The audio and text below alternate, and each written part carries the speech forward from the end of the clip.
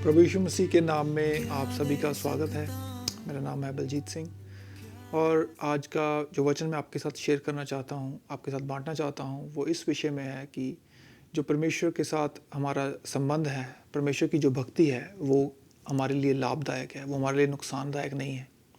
लोगों को लगता है कि परमेश्वर की जो सेवा करना है, वो एक मुश्किल काम है, वो एक ऐसी चीज़ है जो हमारे लिए किसी लाभ की नहीं है।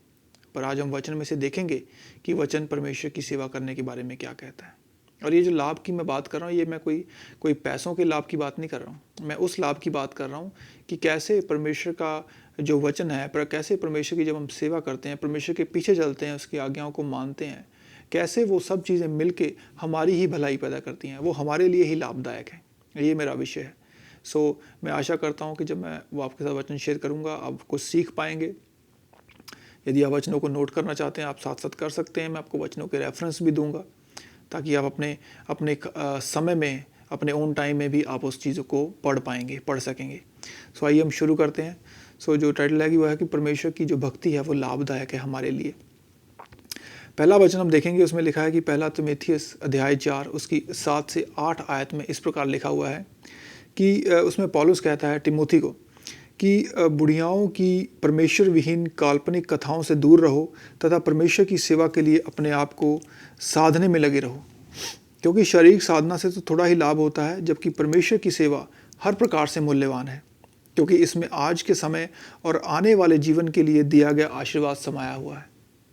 देखिए, ये वचन कहता है कि जो हम शारीरिक साधना करते हैं, एक्सरसाइज करते हैं, बॉडी की एक्सरसाइज करते हैं, उसमें भी हमें कुछ ना कुछ फ़ायदा होता है। लेकिन बाइबल कहती है कि जो आत्मिक जो एक्सरसाइज है, जो अभ्यास है, जो परमेश्वर की सेवा हम करते हैं, वो मूल्यवान है, वो प्रॉफिटेबल है। तो एक और वचन आगे हम पढ़ेंगे। और तिमोथियुस को जब ये वचन पढ़ने के बाद, ये वचन लिखने के बाद पौलुस तिमोथी को आग्रह करता है, उसको एक और इंस्ट्रक्शन देता है। उसमें ऐसा लिखा है, पहला तीमुथियुस अध्याय 4 उसकी 15 आयत में, उसमें लिखा है कि इन बातों पर पूरा ध्यान लगाए रख, इन्हीं में स्थिर रह, ताकि तेरी प्रगति सब लोगों के सामने प्रकट हो।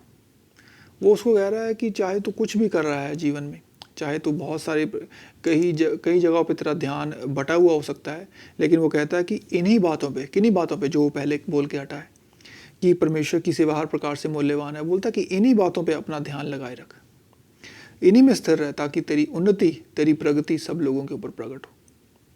जैसे मैंने पहले कहा भाई बहनों, कि लोगों को लगता है कि परमेश्वर की सेवा करना एक बोझ है, परमेश्वर की आज्ञाओं को मानना एक बोझ है, परमेश्वर के साथ चलना एक बोझ है। ऐसे समय में जब कोई परमेश्वर की बात नहीं मानना चाहता, कोई भी परमेश्वर के वचनों को फॉलो नहीं करना चाहता, कोई भी नहीं चाहता कि मैं ऐसा जीवन जीऊँ। क्यों? क्योंकि वो उनको बोर लगता है। ऐसा जीवन को लगता है कि नहीं, यदि हम ऐसा जीवन जिएंगे तो हम कैसे इस संसार में रह पाएंगे। उनको लगता है कि ऐसा जीवन जीना कोई हमारे लिए फ़ायदेमंद नहीं है, कोई लाभदायक नहीं है। लेकिन वचन कहता है कि परमेश्वर की सेवा मूल्यवान है, परमेश्वर की सेवा हमारे लिए हमारी भलाई लेके आती है।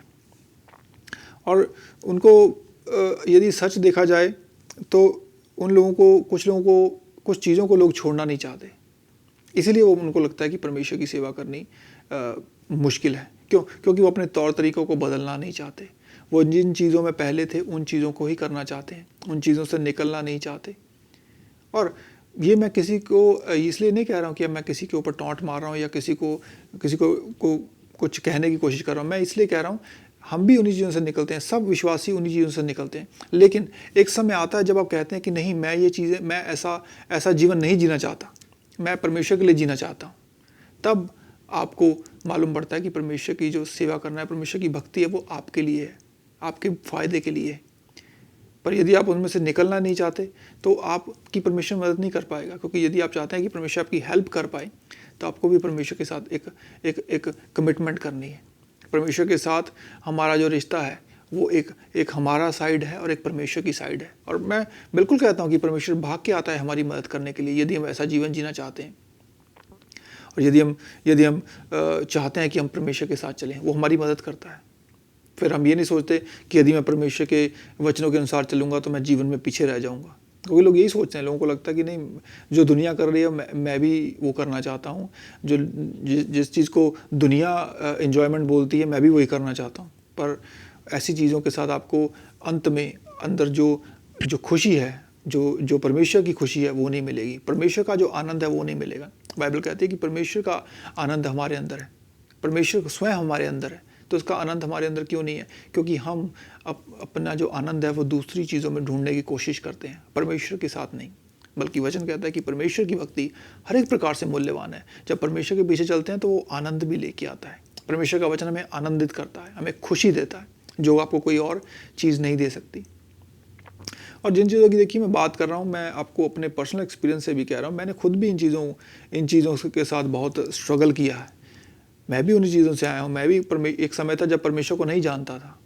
मैं भी उन चीज़ों को में आनंद ढूंढने की कोशिश करता था जिनमें दुनिया आनंद ढूंढ रही है। हर वो चीज़ जो दुनिया करना चाहती है, मुझे भी लगता था कि शायद वही एक सफल व्यक्ति की निशानी है, वही एक असली आनंद है। नहीं, जैसे जैसे मैंने परमेश्वर को जाना, मुझे समझ में आया कि नहीं, जो आनंद परमेश्वर देता है वो आप कहीं नहीं ढूंढ सकते। आमीन। आइए आगे चलते हैं। और कुछ लोग कहते हैं कि हाँ जी, परमेश्वर की भक्ति मूल्यवान हो सकती है, लेकिन ये आने वाले जीवन में होगी, जब हम परमेश्वर के साथ स्वर्ग में जाएंगे, जब परमेश्वर बादलों पर आएगा, हमें लेके जाएगा, जब हम उसके साथ जाएंगे, स्वर्ग में होंगे। देखिए नहीं, बाइबल का वचन जो हमने पढ़ा है उसको यदि आप ध्यान से पढ़ेंगे, उसमें लिखा है कि परमेश्वर की सेवा हर प्रकार से मूल्यवान है, क्योंकि इसमें आज के समय और आने वाले समय के लिए एक आशीर्वाद समाया हुआ है। ऐसा लिखा हुआ है एक अनुवाद में। उसमें लिखा है कि आज के समय में, इस समय में भी, जिस समय में आप जी रहे हैं, आज का समय भी, राइट नाउ, इसके लिए इसमें भी परमेश्वर का जो आपके साथ वायदा है कि वो आपको जो उसका मूल्य, जो मूल्यवान है, जो उसका प्रॉफिट है, जो उसका बेनिफिट है, वो इस जीवन में भी है, ना केवल आने वाले जीवन में।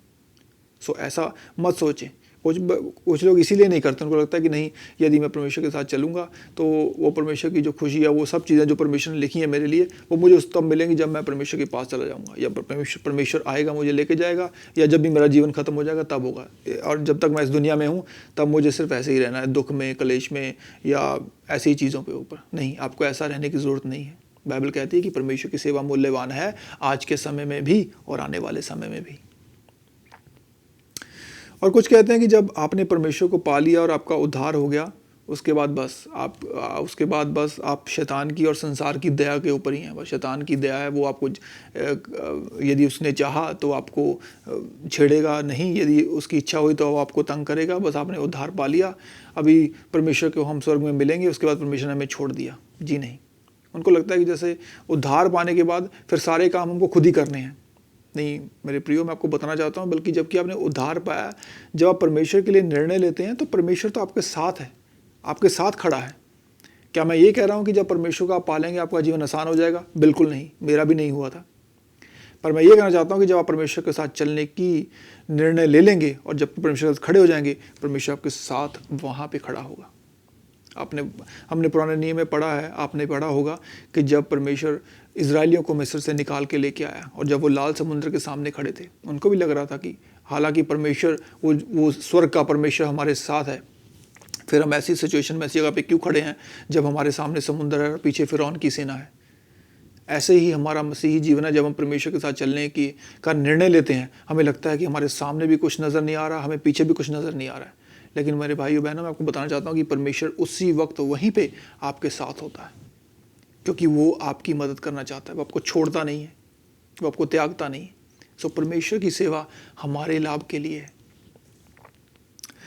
और मैं आपको साथ कुछ पॉइंट शेयर जरूर करना चाहूँगा कि क्यों है, यदि हम परमेश्वर के साथ भक्ति वाला जीवन बिताते हैं, परमेश्वर के साथ चलते हैं, तो परमेश्वर एक पिता होने के नाते, एक बाप होने के नाते, वो भी हमारे लिए कुछ करता है। वैसे तो वो हमारे लिए सब कुछ करता है, क्या ऐसी चीज़ है जो उसने हमारे लिए नहीं की, लेकिन मैं उन सबको तो आपको काउंट नहीं करा सकता, वो तो अनगिनत हैं।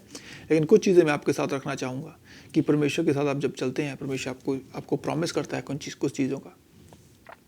भक्ति का जीवन जब हम जीते हैं, परमेश्वर के पीछे जब चलते हैं, तो परमेश्वर का वचन, परमेश्वर हमारी सुरक्षा करता है। परमेश्वर हमें वायदा करता है हमारी सिक्योरिटी के लिए, हमारी सुरक्षा के लिए।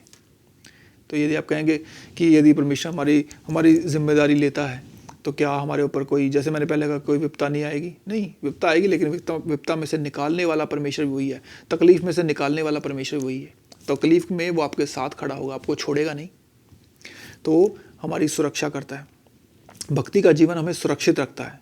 और देखिए, जिन चीज़ों की कोई कीमत होती है, यदि मेरे पास कुछ कीमती चीज़ है घर में या आपके पास है, तो हम उनको संभाल के रखते हैं। हम उसको कोई गहना है या कोई चीज़ है जो कीमती है, कुछ भी हो सकता है, हम उनको छुपा के लॉकर में या कहीं पे भी रखते हैं संभाल के। क्यों? क्योंकि वो कीमती है।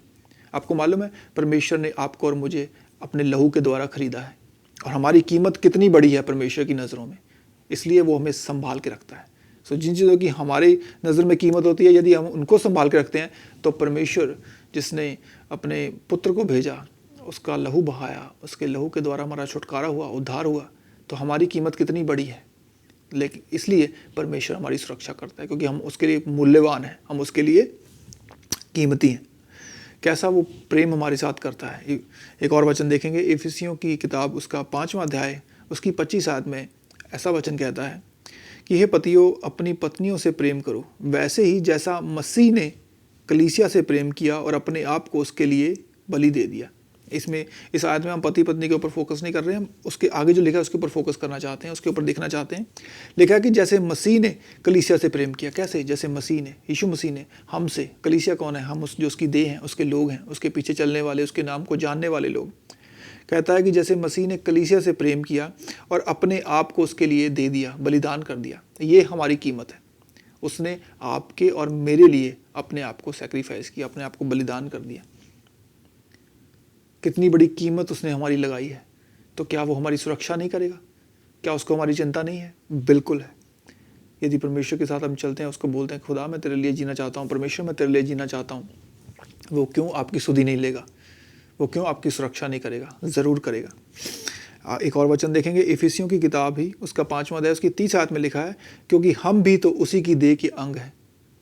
लिखा है कि मसीह ने कलीसिया से प्रेम किया, तो मसीह कलीसिया का सर है। और लिखा है, आगे लिखा है 5:30 में कि हम भी तो उसी की देह के अंग हैं। यदि वो सर है, तो हम उसी की देह के अंग हैं।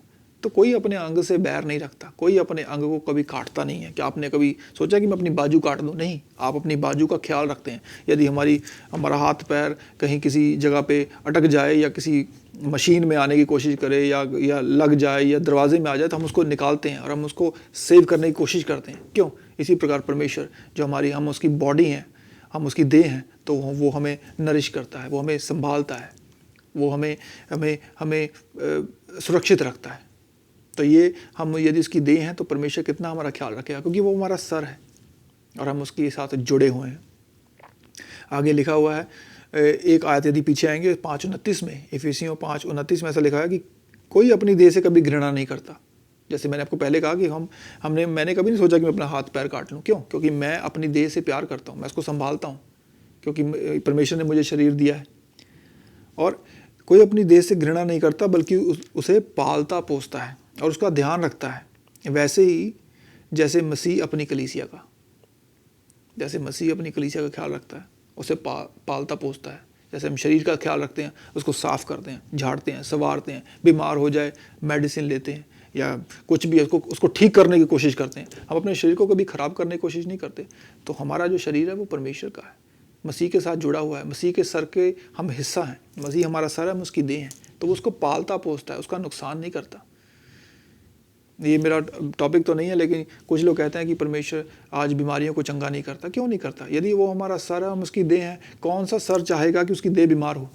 क्या मेरा सर, मैं कभी सोचूंगा कि कोई बात नहीं, यदि मेरी टांग में दर्द रहे या मेरा घुटना टूट जाए या मेरा घुटने में बीमारी हो जाए, तो कोई बात नहीं चलेगा, मेरा सर है ना काम करने के लिए? नहीं, सर ज़रूरी है, पैर भी ज़रूरी है, शरीर भी ज़रूरी है, हाथ पैर सब ज़रूरी है। तो मसीह भले सर है, उसके लिए उसके कलीसिया के हर अंग, इसका आत्मिक आप इम्प्लीकेशन भी ले सकते हैं, फिजिकल भी ले सकते हैं। हर एक अंग यानी कि हर एक विश्वासी ज़रूरी है। और यदि हम शरीर को लें, परमेश्वर हमारे शरीर की भी चिंता करता है। उसने हमारे पापों के लिए उसने बलिदान नहीं बहाया। बाइबल कहती है कि उसके कोड़े खाने से हम चंगे हुए हैं।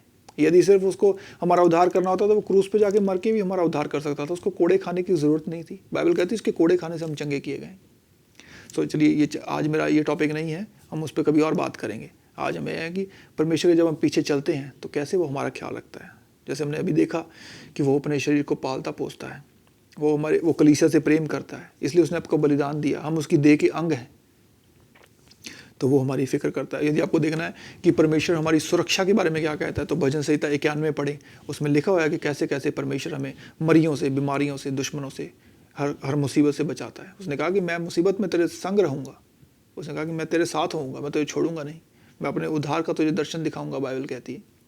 सो ये उसके वायदे हैं अपने बच्चों के लिए। तो दूसरा पॉइंट मेरा यह है कि भक्ति का जीवन तरक्की लेके आता है। यदि आप जीवन में सक्सेसफुल होना चाहते हैं, उन्नति करना चाहते हैं, आगे बढ़ना चाहते हैं, तो परमेश्वर भक्ति का जीवन आपको तरक्की देता है। यूसुफ का उदाहरण ले लीजिए। ज़रा सोचे कि परमेश्वर ने यूसुफ के लिए क्या किया जब वह सच्चाई पर बना रहा। वह बेच दिया गया, उसको जेल में डाल दिया गया, और परमेश्वर ने उसे मिस्र में भी आशीषित किया और तरक्की दी।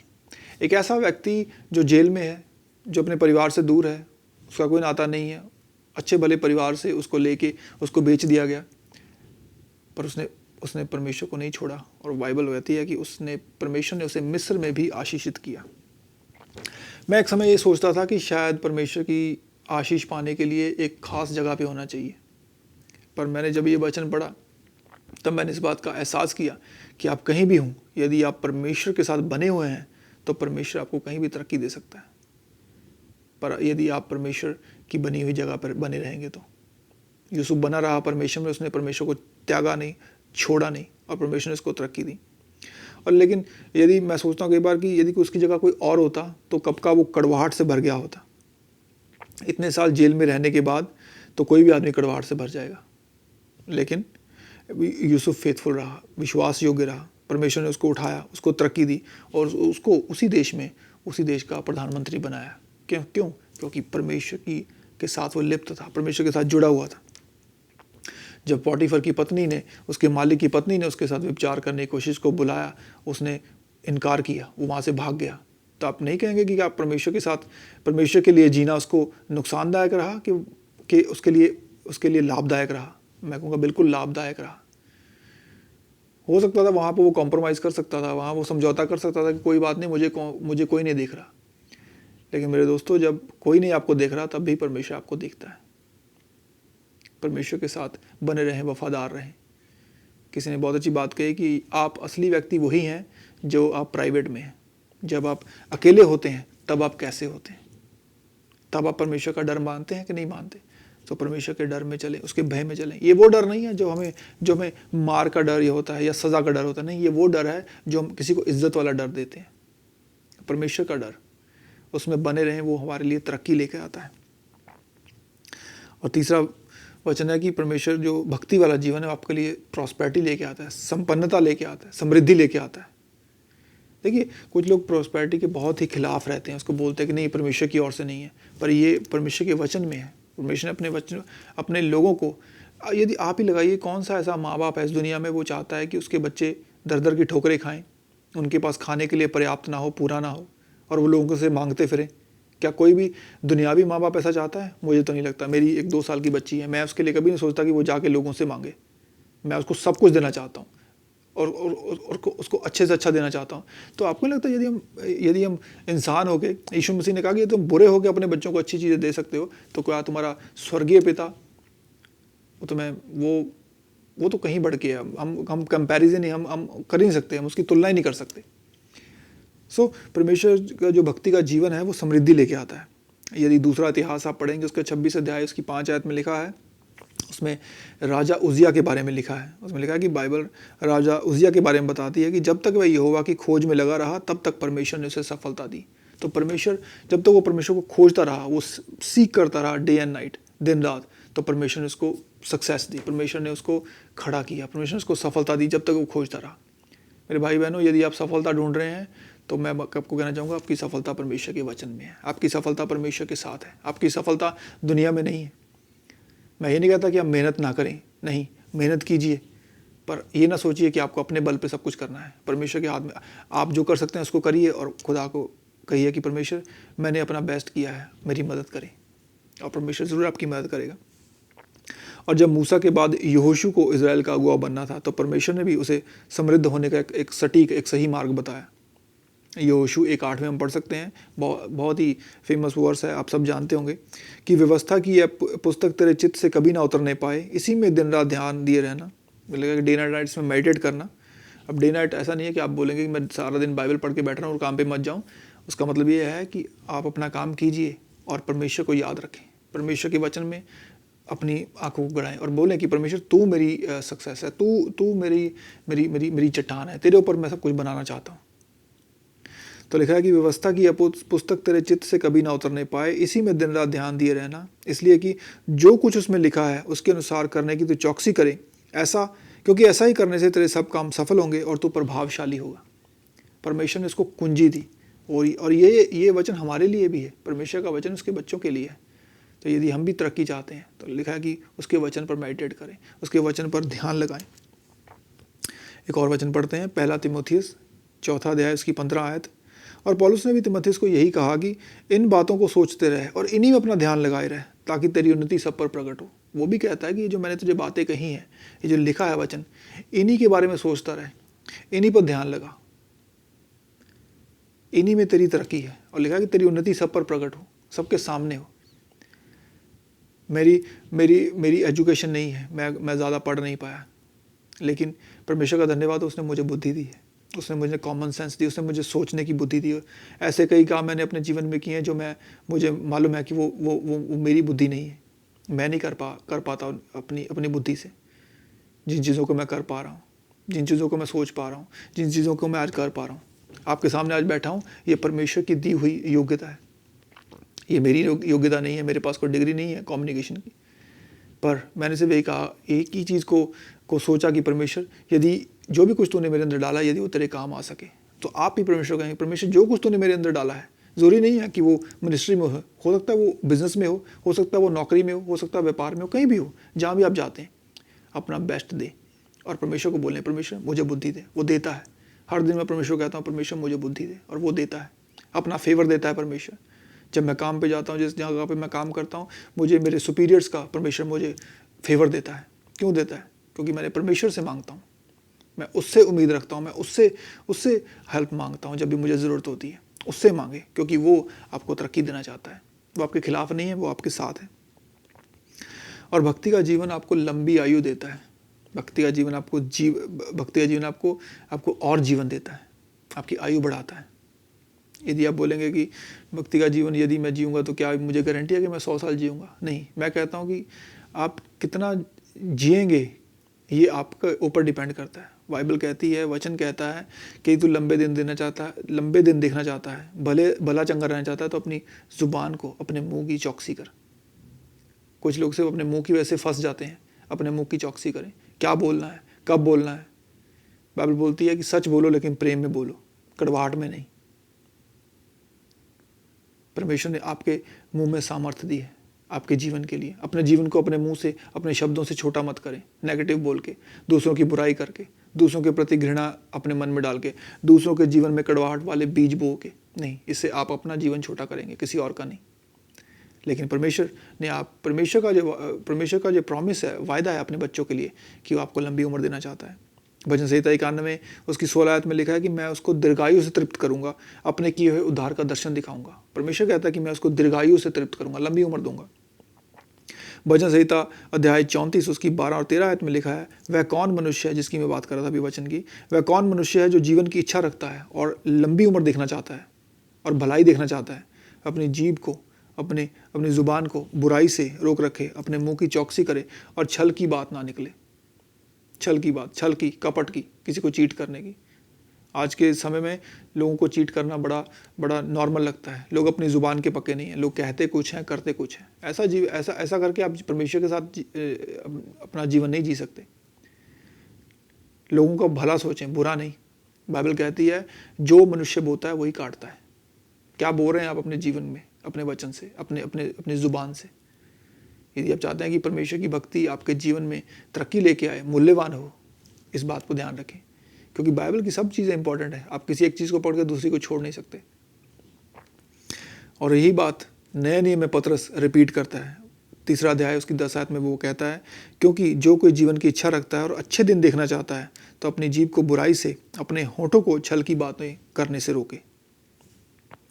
एक और आयत है जिसमें परमेश्वर लंबी उम्र का वायदा करता है, और वो उसमें परमेश्वर ने एक कंडीशन भी रखी है। हे बालको, इफिसियों अध्याय 6 उसकी 1 से 3 आयत में ऐसा लिखा है, हे बालको, प्रभु में अपने माता पिता के आज्ञाकारी बने रहो, क्योंकि यह उचित है। अपनी माता और पिता का आदर कर, यह पहली आज्ञा है जिसके साथ प्रतिज्ञा भी है कि तेरा भला हो और तू धरती पर बहुत दिन जीवित रहे। यदि आप एक अच्छे दिन धरती पर देखना चाहते हो तो अपने पेरेंट्स की रिस्पेक्ट करें, अपने माता पिता की रिस्पेक्ट करें। बाइबल में कहीं नहीं लिखा जिसमें परमेश्वर ने कहा कि यदि तेरे माँ बाप सिद्ध हों, परफेक्ट हों, तभी तो उसकी इज्जत करना। नहीं, आपके माँ बाप भी इनपरफेक्ट हो सकते हैं, क्योंकि वो भी इंसान है। मैं एक पेरेंट हूँ, मेरी 2 साल की बच्ची है, आई एम नॉट परफेक्ट, पर परमेश्वर मेरी बच्ची से उम्मीद करता है कि वो मेरी रिस्पेक्ट करे। इसी तरह मैं भी अपने पेरेंट्स की रिस्पेक्ट करूँ, परमेश्वर मुझसे उम्मीद करता है। इसलिए नहीं कि हम परफेक्ट हैं, क्यों? क्योंकि परमेश्वर ने एक दर्जा ठहराया है। यदि हम परमेश्वर की रिस्पेक्ट करते हैं, यीशु मसीह जब धरती पर था वो परमेश्वर पिता को पिता कहता था, क्योंकि उसकी वो रिस्पेक्ट करता था। उसने कहा कि मैं और मेरा पिता एक है, वो उसकी इज्जत करता था। परमेश्वर ने कहा कि अपने माँ बाप की इज्जत करो, अपने उनके यदि तू धरती पर बहुत दिन जीवित रहना चाहता है, भला देखना चाहता है, तो अपने माँ बाप की रिस्पेक्ट करो, इज्जत करो। तो परमेश्वर ने आपको परमेश्वर की भलाई में आपकी लंबी उम्र के लिए उसने प्रॉमिस किया है, लेकिन उसके लिए भी परमेश्वर ने आपको इंस्ट्रक्शन दी है। जब आप इंस्ट्रक्शन फॉलो करेंगे तब आपको रिजल्ट मिलेगा, क्योंकि परमेश्वर का वचन ऐसे ही काम करता है। परमेश्वर ने जब लोगों को चंगा करता था, उनको कुछ करने के लिए कहता था या बोलता था, तो लोग ऐसा करते थे और चंगे हो जाते थे। इंस्ट्रक्शन को फॉलो करें तो आपको रिजल्ट मिलेंगे परमेश्वर के राज्य में, क्योंकि परमेश्वर का वचन ऐसा ही है। यदि आप नया नियम पढ़ेंगे, और दाऊद ने ऐसा नहीं कहा कि निश्चय भलाई और करुणा जीवन भर मेरे साथ बनी रहेंगी और मैं यहोवा के धाम में अपने मरने तक वास करूंगा। उसने नहीं कहा कि मैं अपने मरने तक वास करूंगा, नहीं, उसने कहा निश्चय भलाई और करुणा जीवन भर मेरे साथ बनी रहेंगी और मैं यहोवा के धाम में सर्वदा वास करूंगा, फॉरएवर, सदा के लिए। परमेश्वर ने आपको जो जीवन दिया वो सदा का जीवन है। यहाँ का जीवन भी दिया है परमेश्वर ने आपको, और सदाकाल का जीवन भी दिया है। सदाकाल का जीवन आपके लिए है, परमेश्वर के लोगों के लिए, उसके बच्चों के लिए, जो भक्ति करते हैं उसकी, उनके लिए, जो उसको ग्रहण करते हैं कि हाँ, यीशु मसीह मेरा उद्धार करता है। परमेश्वर आपको, जो मैंने बातें बताई हैं, परमेश्वर आपको तरक्की देना चाहता है। परमेश्वर की भक्ति मूल्यवान है, तीमुथियुस में लिखा, जहाँ से हमने शुरू किया। ये सब बातें आपके लिए हैं। और यदि आपको लगता है कि परमेश्वर की सेवा में कोई लाभ नहीं है, तो परमेश्वर के बिना भी मैंने जी के देखा है। मैं परमेश्वर को नहीं जानता था, वो कोई जीवन नहीं है। परमेश्वर हमें जो कुछ करने को कहता है वो हमारी भलाई के लिए करने को कहता है, तो ज़रूर करें उसको। और वो कहता है, और दाऊद कहता है कि मैं यहोवा के धाम में सर्वदा वास करूंगा। मेरे पास एक आस है, एक उम्मीद है कि परमेश्वर के साथ इस जीवन में भी और आने वाले जीवन में मैं परमेश्वर के साथ रहूँगा। आमीन। तो भक्ति के जीवन का जो अर्थ है, मैं आपको थोड़ा एंड में इसका जो मोरल है वो ये है कि भक्ति के जीवन का जो अर्थ है वो है परमेश्वर के लिए जीना। सिंपली भाषा में यदि कहा जाए, इस सारे वचन का जो यदि आप निचोड़ निकालेंगे कि भक्ति का जीवन क्या है, परमेश्वर के लिए जीना, परमेश्वर के साथ जीना। यदि आप परमेश्वर के साथ जी रहे हैं तो आप एक भक्ति का जीवन जी रहे हैं, और ये लाभदायक है इस जीवन के लिए भी और आने वाले जीवन के लिए भी। सो अपने माइंड को, अपने दिमाग को, अपनी आत्मा को प्रिपेयर कर लीजिए, पक्का कर लीजिए कि मैं परमेश्वर के लिए जीऊँगा। उसी में आपकी भलाई है, उसी में आपका जीवन है, परमेश्वर ही आपका जीवन है। इसको याद रखिए कि परमेश्वर ही आपका जीवन है। आई होप, मैं विश्वास करता हूँ कि आपने इस वचन से बहुत ही आशीष पाई होगी। और यदि आपको लगता है कि ये वचन किसी के काम का आता, तो प्लीज़ किसी के साथ शेयर कीजिए, ताकि वो भी जान सके कि परमेश्वर के लिए जीना हमारे लिए लाभदायक है, हमारे लिए नुकसानदायक नहीं है। सो प्रभु आपको आशीष करे, और मैं आने वाले समय में भी आपके साथ वचन शेयर करता रहूँगा। हम जल्द मिलेंगे और वीडियोज़ के साथ। प्रभु आपको आशीष दे। God bless you.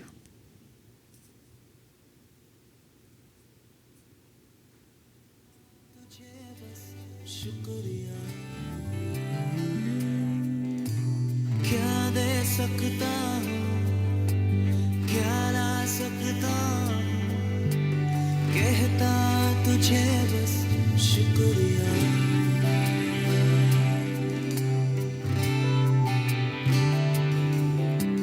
तुझ में ही मेरी सुबह, तुझ में ही हर शाम, तुझसे ही करता शुरू हर कोई काम। तुझ में ही